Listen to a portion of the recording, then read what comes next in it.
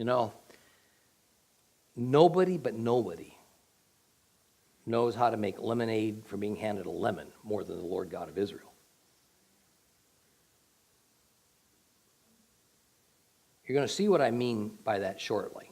In Joshua chapter 10, we're going to find that the unholy treaty that Israel had been tricked into making with Gibeon would lead to both conflict and opportunity for God's people.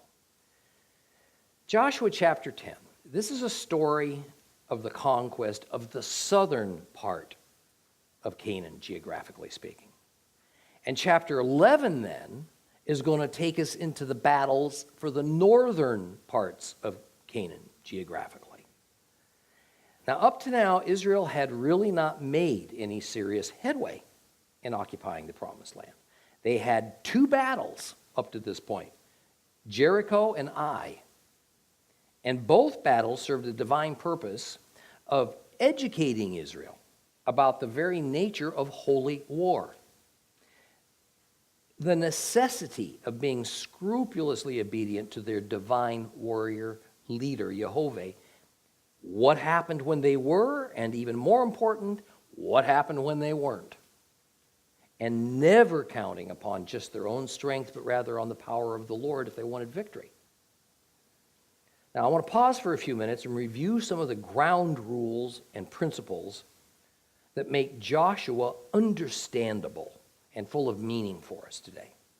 And the first thing I want you to notice is that if we want to grasp the rationale for the exacting methods and procedures that the Lord ordered Joshua to follow when he was conquering Canaan, we're going to find it in the God patterns that were set down and defined in the Torah.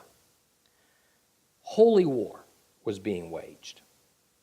And because it was holy war, there were God-ordained procedures to follow. And central to these procedures that Israel would adhere to in their battle for the land of Canaan was the law of Herem, the law of the ban.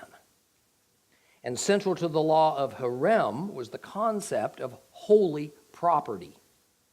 Property that had been set apart, banned, devoted exclusively for the God of Israel. This is holy property. The particular property in question was, of course, always the property that had formerly belonged to the enemy. In other words, we would call it spoils of war. The property, the spoils, could literally be anything. It could be people, cattle, buildings, gold and silver, garments, food, furniture, cooking pots, anything. And the Lord decided which of the enemy's property that they had just defeated he wanted for himself. And then the remainder, Israel could distribute among themselves. Now, the property that the Lord deemed as exclusively his, then, instantly gained the status of holy property. All other property that was not devoted to God was therefore left in its common state. It didn't attain holy status and was therefore suitable for the Hebrew people to use for themselves. Now, theoretically, the Lord could decide this on a case-by-case basis. And as Joshua conquered city after city, which property the Lord wanted devoted for himself would be determined. But before Israel even began the battle of Canaan, the Lord established a general rule about these spoils that he wanted set aside for himself. In every case, he wanted as a minimum the enemy cities, that is literally the structures, and the enemy people. The Lord wanted the Canaanites' fortifications, their dwelling places, their temples to the gods. He also wanted the Canaanites themselves. And the way he claimed his holy property was that it was to be destroyed by Israel's army rather than left intact for human use.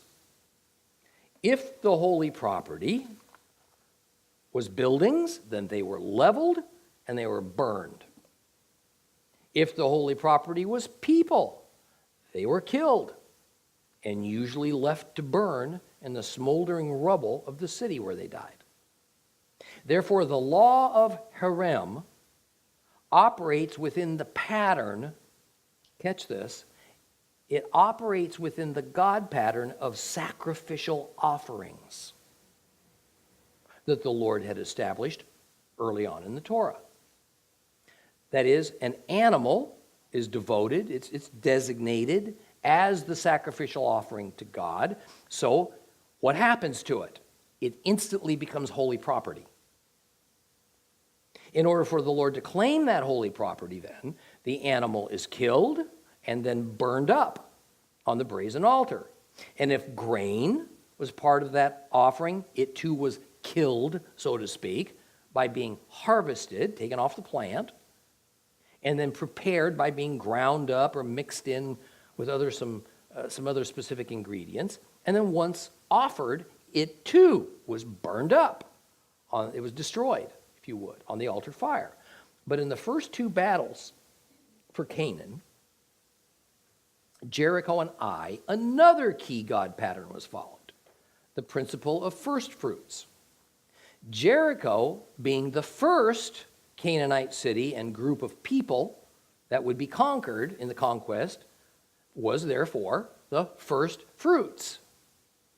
The law of first fruits is best explained, and the law for new orchards and new vineyards, whereby none of the fruit can be plucked or in any way used in the first 3 years after they've been planted.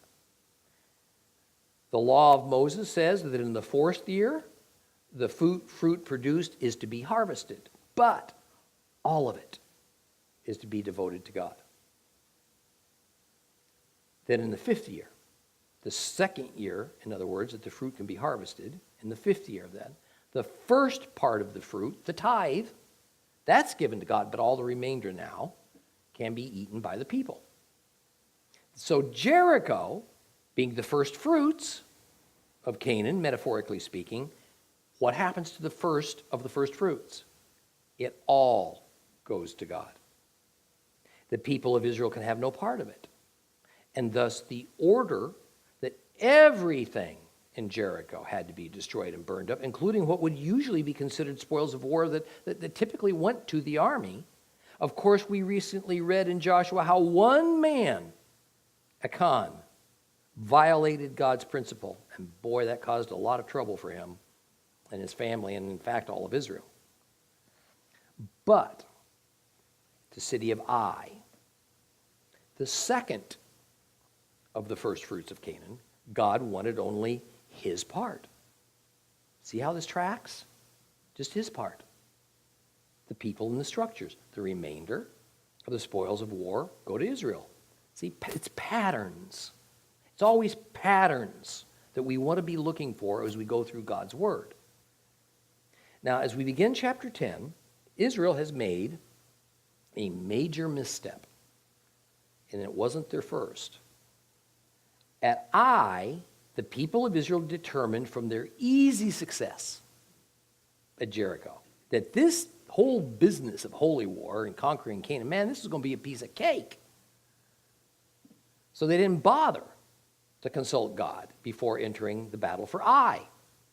And as a result, they were handed a resounding defeat.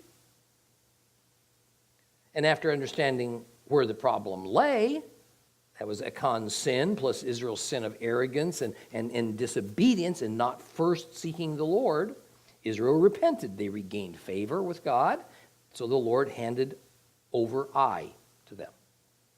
But almost immediately, Israel messed up again. This time, they fell victim to a plan by another group of Canaanites from an area called Gibeon. Now, these Gibeonites, the people who lived in Gibeon, feared that they would be annihilated by Israel. They had heard all about what had happened down in Egypt. They had heard about what happened to the kings of the Transjordan. They had heard about Ai and Jericho. And just as interesting, they had heard of the order from Israel's God that all the people of the region of Canaan were to be driven out or destroyed. Gibeon occupying territory in the promised land meant they were marked for termination one way or another. So rather than leave the area or fight a losing battle with Israel, they decided on another tact. They would send ambassadors to Joshua and claim they had come from a land far away, outside of Canaan. They wanted to make a treaty with Israel. They wanted to be at peace, but they also wanted to be under the protection of Israel's enormous military. Now, this was perfectly allowable, by the way, under the Torah. Now, the leaders of Israel, figuring that this was just kind of a mundane political matter, again did not seek the advice of the Lord. Big mistake. It turned out the Gibeonites were lying about where they were from. Israel made a treaty with Gibeon, which by definition always includes a vow to God. And then 3 days later, they find out the whole thing is a sham. The leaders of Israel discussed it, and they decided that they had to decide between committing the lesser of two evils. Either they keep their vow to the Lord and thus remain at peace with Gibeon, or they obey God's instruction handed down through Moses that all the people were to be driven out of the Holy Land or killed without exception, and that included Gibeon. They decided that their vow was more important, and now they were stuck with the results. Of course, they also seemed to dismiss the reality that from this moment forward, they were operating in rebellion and sin because they did not obliterate this Canaanite people called Gibeon. Let's read Joshua 10 and see how this conundrum plays out. Joshua chapter 10. If you have a complete Jewish Bible, it's page 251.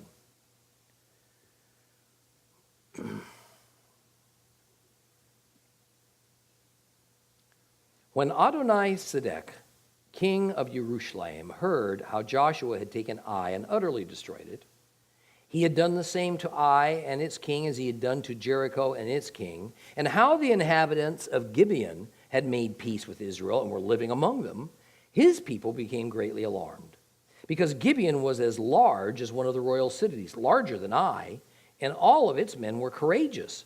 So Adoni-Sedek, king of Jerusalem, sent this message to Hoham, king of Hebron, Piram, king of Yarmut, Japhia, king of Lachish, and Dvir, king of Eglon. Come up, help me, and we'll attack Gibeon, because it has made peace with Joshua and the people of Israel. So the 5 kings of the Amorites, the kings of Jerusalem, Hebron, Yarmut, Lachish, and Eglon, they got together, and they went up with all their armies and pitched camp against Gibeon and made war against it. Now the people of Gibeon sent a message to Joshua at their camp in Gilgal that said, "Don't ignore your servants. Come up to us quickly and save us. Help us, because all the kings of the Amorites living in the hills have gotten together to fight us." Well, Joshua went up from Gilgal, he and all the fighting men with him, including all the bravest ones. And Adonai said to Joshua, "Don't be afraid of them, for I have handed them over to you. Not one of their men will stand against you." Well, having spent the entire night marching up from Gilgal, Joshua fell upon them, taking them by surprise, and Adonai threw them into confusion before Israel. He defeated them in a great slaughter at Gibeon, pursuing them along the road that goes up from Beth Horon and beating them back to Azekah and all the way to Makkedah. And as they fled before Israel down the road to Beth Horon, Adonai threw huge hailstones down on them all the way to the Azekah, and they died. More died because of the hail than because Israel had killed them with the sword. Then on the day Adonai handed over the Amorites to the people of Israel, Joshua spoke to Adonai in sight of Israel. He said, "Sun, stand motionless over Gibeon. Moon, you too, over the Ayalon valley." So the sun stood still and the moon stayed put till Israel took vengeance on their enemies. Now this is written in the book of Yashar. The sun stood still in the sky and was in no rush to set for nearly a whole day. There has never been a day like that before or since. When Adonai listened to the voice of a man, it happened because Adonai was fighting on Israel's behalf. Well, Joshua returned with all Israel to the camp at Gilgal, but those 5 kings fled, and they hid themselves in the cave at Makkedah.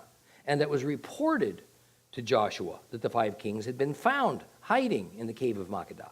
And Joshua said, well, roll big stones to the mouth of the cave and put men there to guard them. However, you don't wait.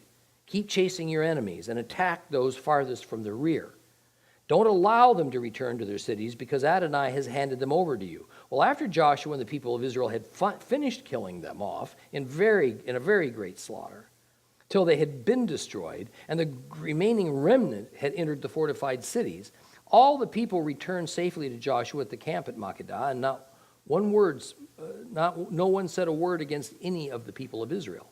And then Joshua said, open up the mouth of the cave and bring those 5 kings out of the cave to me. They did it.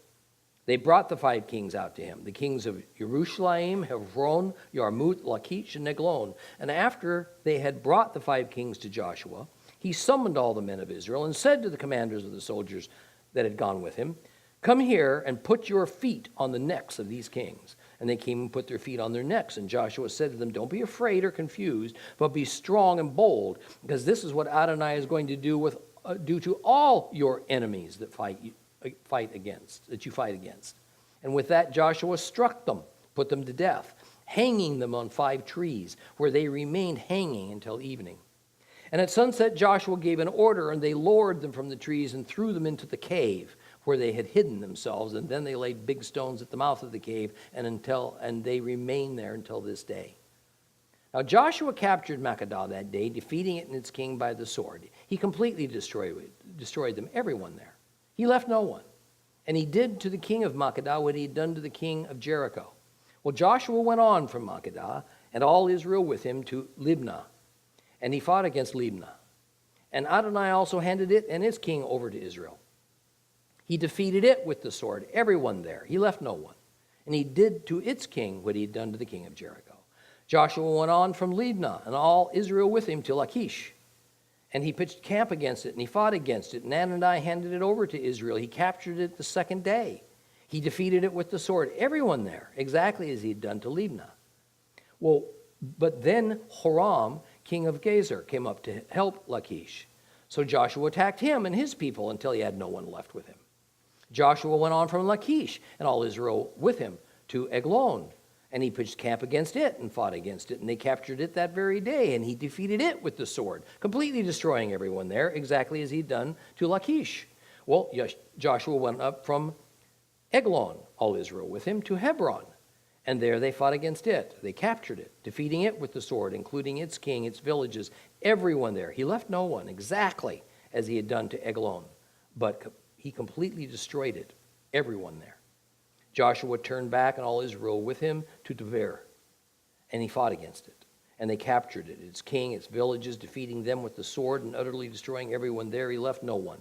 He did to Debir and its king as he had done to Hebron, and he had done to Libnah and its king. So Joshua attacked all the land, the hills, the Negev, the Shephelah, and the mountain slopes, and all their kings. He left none, but completely destroyed everything that breathed, as Adonai, the God of Israel, had ordered. Joshua attacked them from Kadesh Barnea to Gaza, all the land of Goshen, as far as Gibeon. Joshua captured all of these kings and their land all at the same time, because Adonai, the God of Israel, fought on Israel's behalf. And then Joshua returned, all Israel with him, to their camp at Gilgal.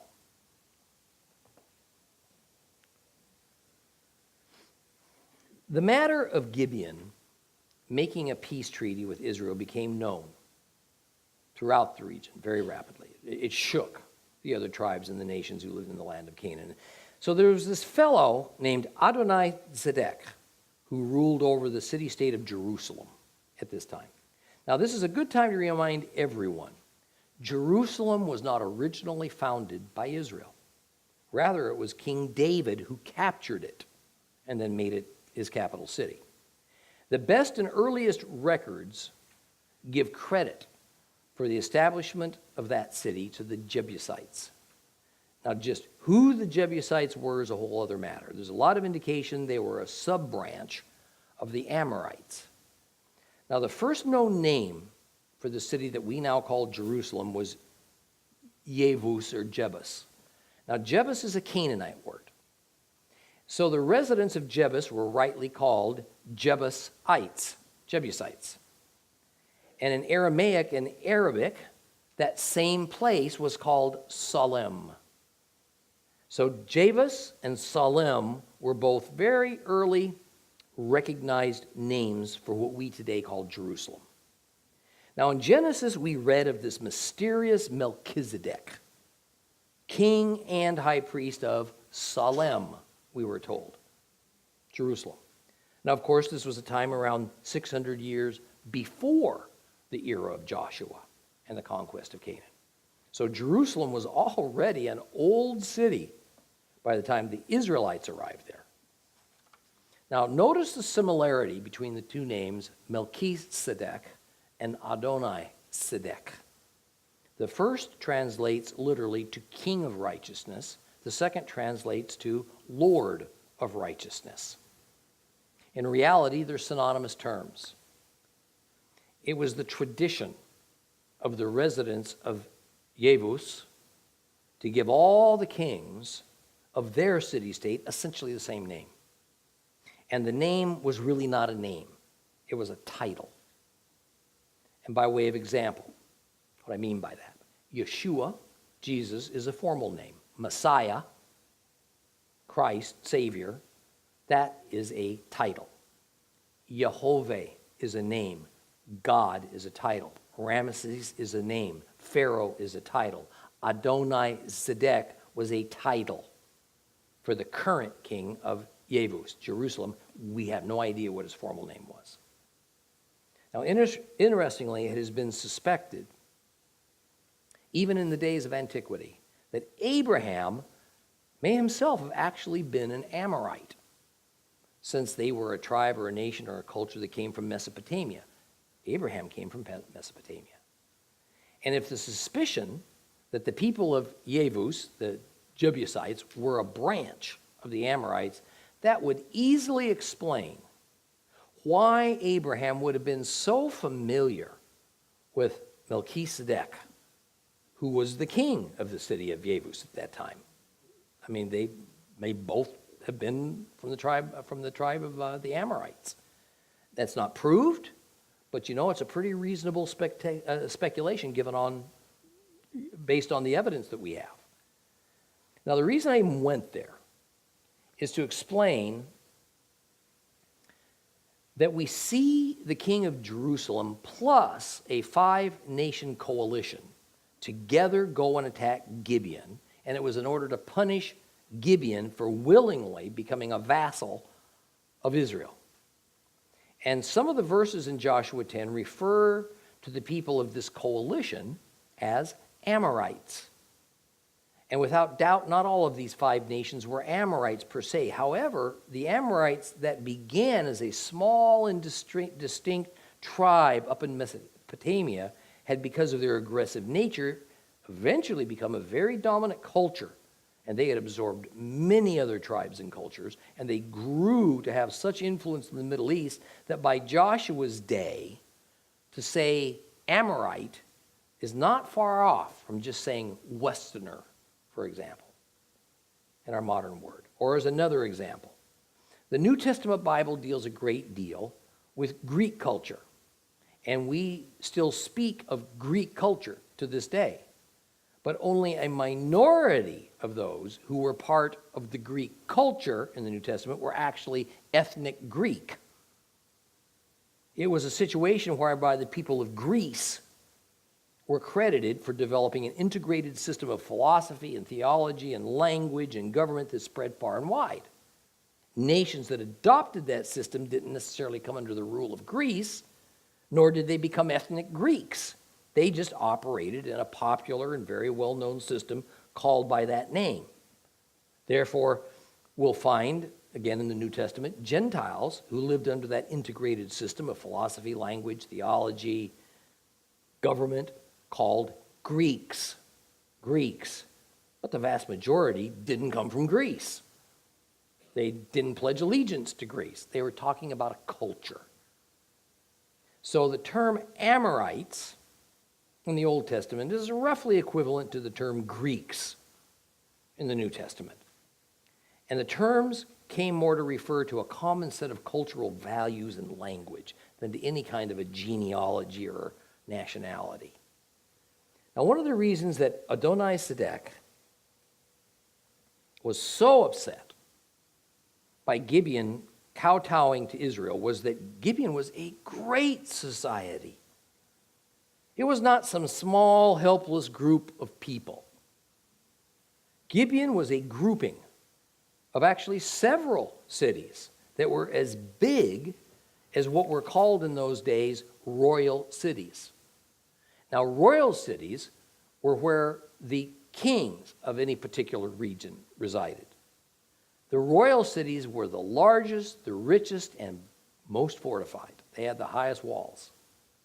If a king had a standing army, the royal city is where it was garrisoned. So for a powerful city-state like Gibeon to run to Joshua seeking to make peace terms even before it was attacked, well, this angered and terrified not only Adoni-Sedek, but many of the scores of kings that ruled throughout Canaan. Interestingly, they felt their first order of business, go figure, was to attack Gibeon, to punish it. Well, the coalition that would go against Gibeon consisted of the city-states of Jerusalem, then called Jebus, Hebron, Yarmouth, Lachish, and Eglon. And these were all cities located in the southern part of Canaan. Hebron was about a 7-hour march from Jerusalem. Yarmouth only about 3 hours southwest of Jerusalem. Lachish and Eglon were quite close to one another. They were over near Gaza in the southwest of the land, southwest of Hebron. It seems there was a sense of urgency, and they gathered and they moved towards Gibeon very rapidly. Now, Gibeon must have been caught wholly unprepared by the approach of Adoni-Sedek's forces, so immediately what did they do? Well, they sought Joshua's intervention on their behalf. Now, I want you to stop and think for a moment. What's happened here? Only days, maybe weeks earlier, Gibeon had deceived Israel. They made a peace treaty with them. Israel decided to make good on the treaty even though the entire premise for it was a lie. It was against the direct instructions of the Lord. Now, I'm sure it was a total shock to Israel when almost immediately they find themselves in this insane situation in which, due to their unauthorized treaty and a rash vow to God, they're suddenly obligated to put Israeli lives at stake to fight on Gibeon's behalf. I mean, here were a people that God deemed as his enemy, worthy only of destruction, and Israel would now have to move against other enemies, putting themselves at risk to save wicked and pagan Gibeon. I mean, you talk about a lose-lose situation here. But you know, this is where the great lemonade maker operates best.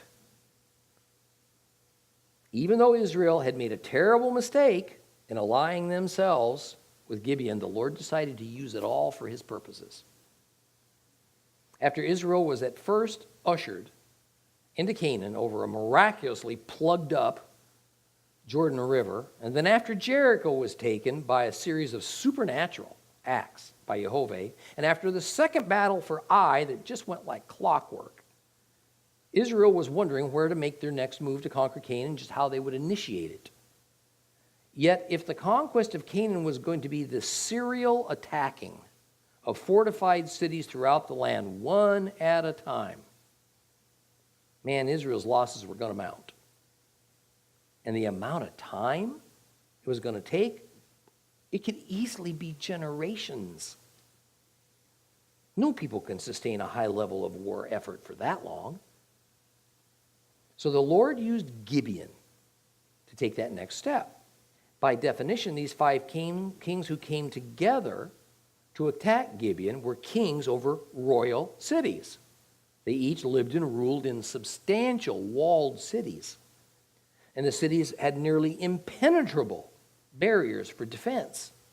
And since the method of attacking a walled city was by siege, well, the effort was time-consuming, and the casualty rate of the attacking force was always high. Most of the time, siege warfare was more or less about just blockading a city so nobody could go in or go out. And the city's residents couldn't tend their fields or their orchards, so their food supply was limited. The supply of wood for cooking fires was limited. They couldn't entertain merchant traders from other lands that at this point in history were relied upon for very critical items like weapons, salt, medicines, all kinds of things. So it was a waiting game. And the force that surrounded that walled city had the upper hand. Well, the advantage for the king and the residents of the walled city was weather and attrition.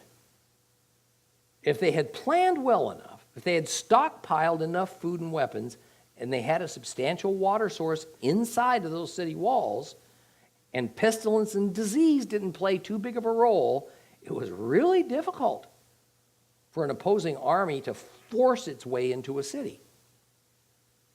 And as often as not, impatience would lead eventually to an all-out assault on the city, and many of the attacking soldiers would die, such that the conquering force just simply gave up and went home.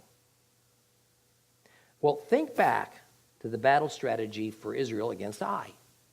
Because Israel at first came against Ai with way too few troops, and then turned tail and ran when Ai fought back, the leaders of Ai fully expected the same sort of thing to happen when Israel tried again. So Joshua turned this expectation to his advantage. You see, the trick is to get the army to come out of the city and into the open. To leave those tall defensive walls, their high ground positions, now they're vulnerable. The military leaders at Ai wanted to strike a serious and demoralizing blow to Israel. So when they felt Israel was just too weak to cause them any real trouble, man, they burst out from behind those thick stone fortress walls. They chased after the Israelite army. Little did they know that another and hidden group of Hebrew soldiers was lying in wait for them, so that the Israelite army could then just go into the city. And when the army of Ai left and the ambush was sprung, it was over in hours. So here we have 5 kings representing 5 substantial kingdoms in Canaan that were on God's to-do list. Sooner or later, Israel was going to have to do battle with every one of these kingdoms and destroy them in order to occupy the promised land. The Lord simply expedited the process. He used Gibeon as bait. And the 5 kings made the fatal mistake of taking their armies away from their stronghold defensive positions, away from their walled fortresses, out into the open, for no other reason than to display their anger against some fellow Canaanites, the Gibeonites, who felt that it was wiser to switch sides than to fight Israel. And in an odd irony, Gibeon made that decision because they believed that what the Lord God of Israel said he'd do to all the many Canaanite tribes, he was fully capable of doing. Well, in verse 8, the Lord begins his instruction to Joshua with the much-used phrase, "Fear not." Why would Joshua fear?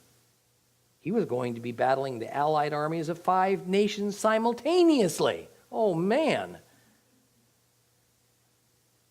And he tells Joshua that the battle to save Gibeon that will pit Israel against the most formidable foes they have yet faced, it's a done deal. It's already decided. Joshua, don't worry about a thing. God had turned those 5 kings along with their kingdoms over to Israel. Joshua believed God, and that was the key to victory. Now, as surprised as the Gibeonites were at their Canaanite brothers from the south coming to punish them, so were these 5 kings surprised at this sudden attack upon them by Joshua and his Hebrew army. Now, using the nighttime to their advantage, something that Israel would employ as a strategy often in its history, they traveled from their permanent encampment at Gilgal during the dark hours and launched a surprise attack on the coalition forces of Adoni-Sedek. It threw the enemy into a panic. And a fleeing army is both racked with fear and unorganized. And this army was far away from the safety of its 30-foot high, 10-foot thick walls back home. Chase was on. The goal of the 5 armies was to get back to home base and regroup behind those safe walls. Joshua's goal was to prevent it. And while those 5 armies were out in the open, they could be much more easily dealt with than if Joshua allowed the troops to make it home. They'd have to then use siege warfare, one city at a time, to try and take them. This could take years. So the time to strike was now. So the coalition army fled towards Beth Horon. There was a path through the mountains that might provide an escape path.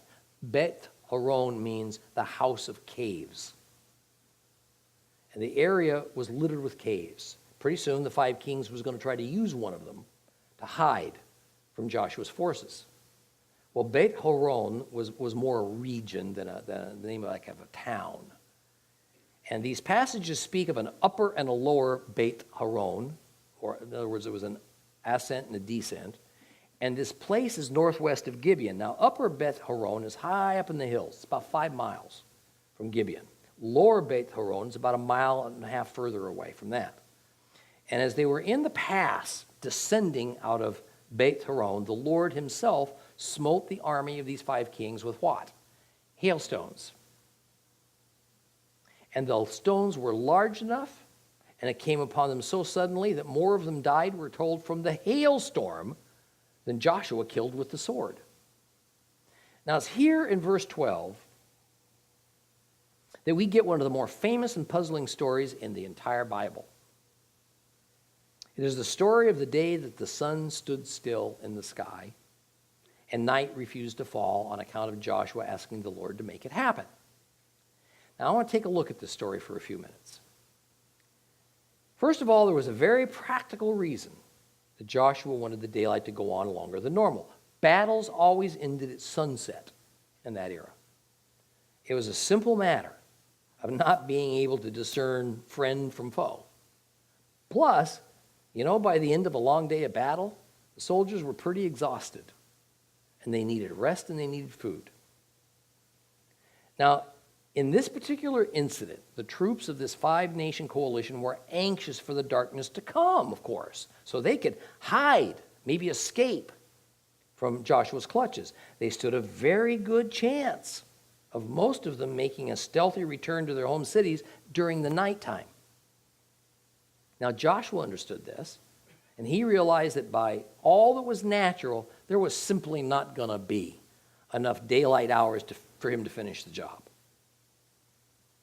The writer of Joshua, who's often referred to as the compiler by Bible academics, says forthrightly that verses 12 and 13 are written in the book of Yasher, or Jasher, as we say in English.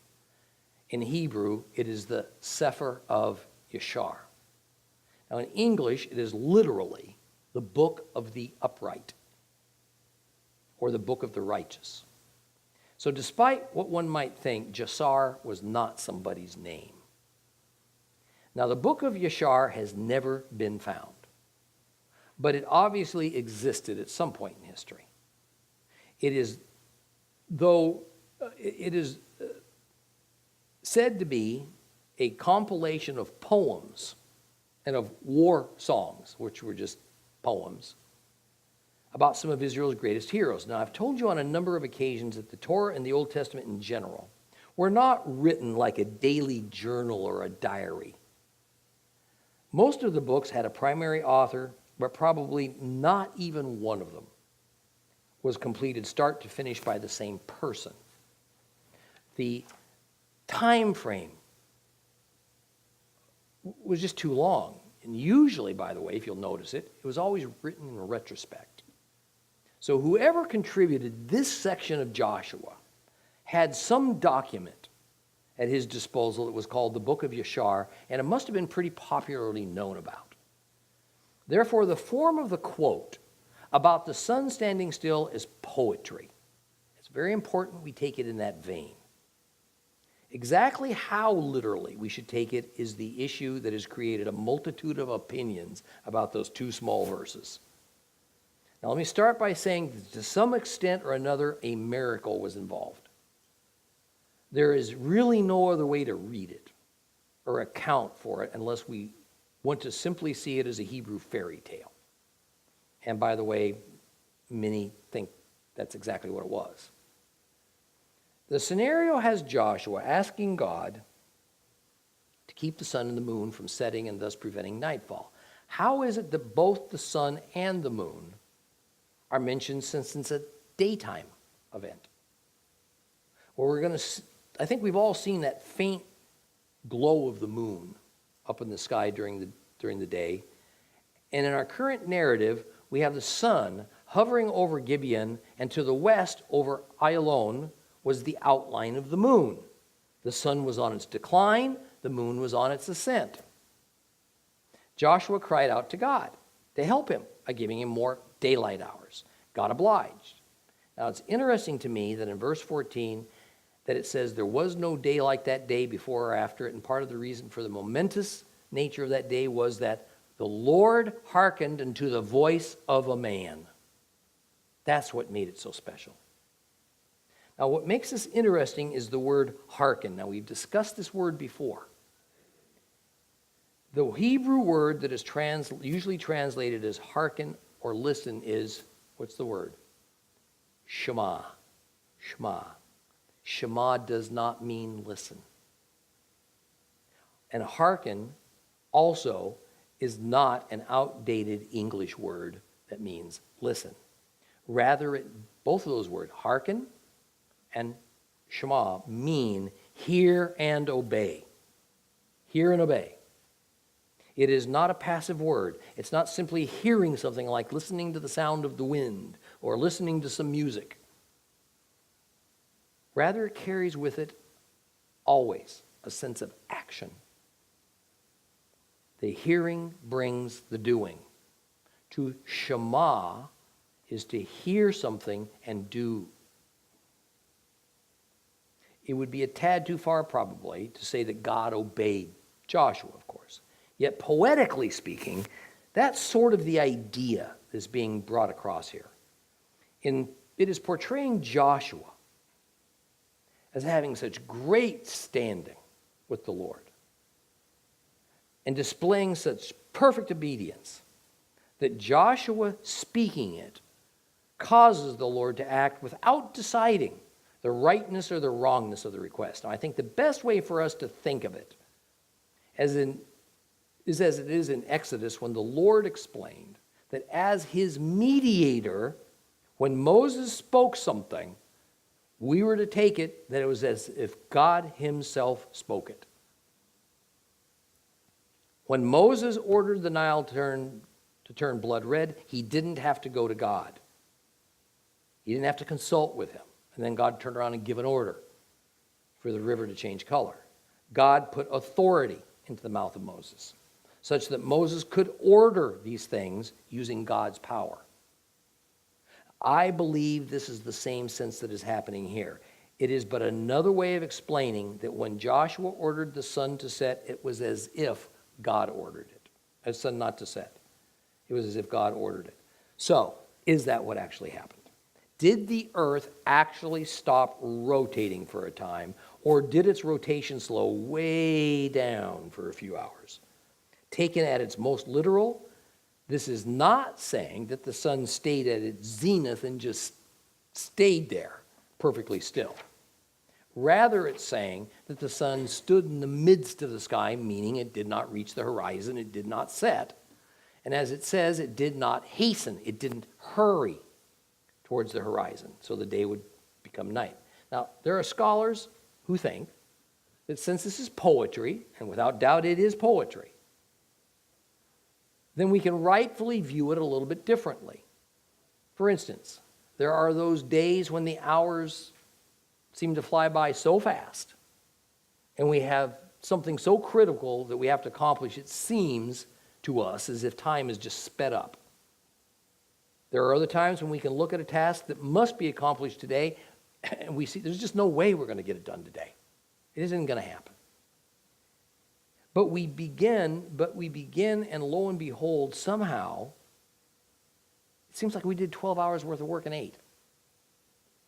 And using poetic license, that could have been the case here in Joshua.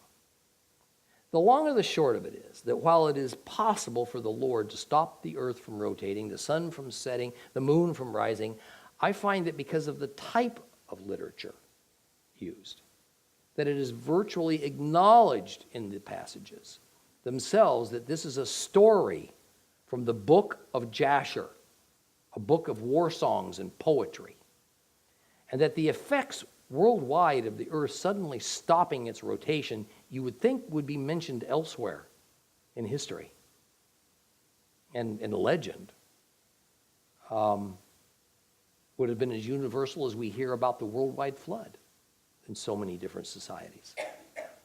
But none exists. And indeed, practically every society uncovered, as I think you already know, has a great flood narrative. I'm not at all dogmatic about how this event came about. A miracle wrought by God is just fine with me. I'm satisfied just kind of leave it where it lies. As a matter of fact, that's exactly what we're going to do. We'll get through Joshua 10 next week.